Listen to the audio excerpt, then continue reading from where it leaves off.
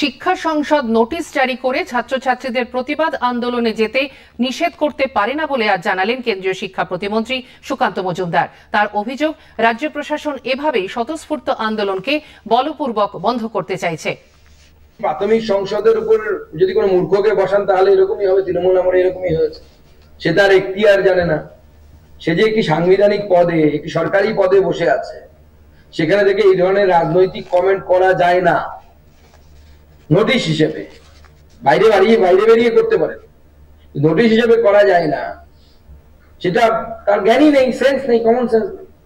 শুধু তাই নয়, আমরা জানতে পেরেছি 3টে স্কুলকে এখনো পর্যন্ত আমাদের কাছে খবর আছে, ভ্যাটরা রাজলক্ষ্মী বালিকা বিদ্যালয়, বালুহাটি গার্লস হাই স্কুল এবং বালুহাটি হাই স্কুল, এদেরকে শোকজ করা হয়েছে এবং শোকজের জবাব না দিলে এদের বিরুদ্ধে কঠোর থেকে কঠোরতম ব্যবস্থা নেওয়া হবে।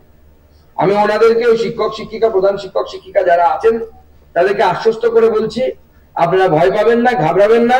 আমরা আপনাদেরকে প্রয়োজনে লিগাল সাপোর্ট দেবো। আপনারা যদি চান আপনাদেরকে লিগাল সাপোর্ট দেব এবং যে কোনো গণতান্ত্রিক আন্দোলনে কোন স্কুলের ছাত্র ছাত্রী অংশগ্রহণ করতে পারে, তার গার্জেনের শুধু দরকার, কনসেন্ট দরকার।